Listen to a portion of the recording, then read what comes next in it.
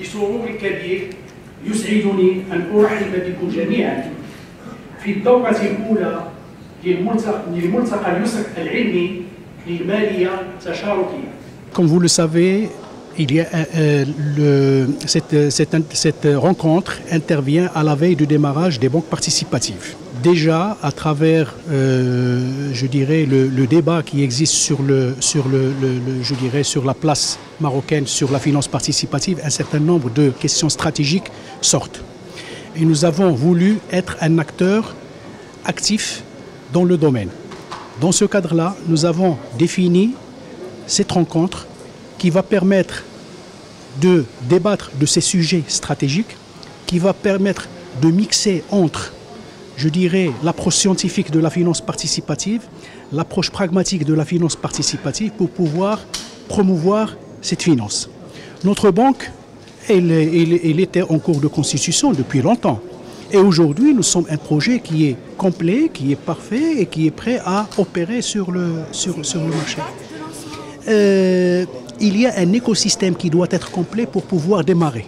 Si on nous demande de démarrer demain, nous sommes prêts à le faire. Cette conférence met en avant le rôle central et incontournable que jouent les spécialistes, les grands ulémas, les grands faqih, juristes en tradition islamique, dans le développement et la structuration de la finance participative.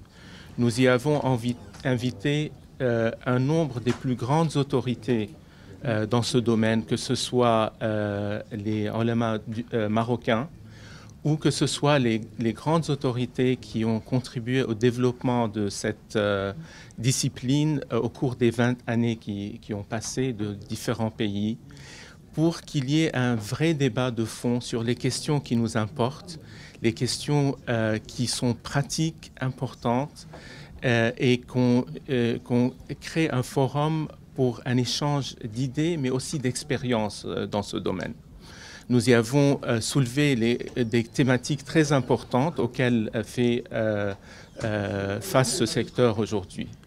J'espère aussi que ces rencontres nous feront redécouvrir un patrimoine extraordinaire, millénaire, un patrimoine universel qui est le développement de ce qu'on appelle fiqh al-mu'amalat, la jurisprudence des transactions commerciales et financières, qui a été développée par de très très grandes autorités au cours des siècles et appliquée de manière pratique qui a apporté des solutions véritables basées sur des principes de justice, de principes d'équilibre, des principes de clarté, a contribué à l'essor commercial, à la prospérité de nos sociétés.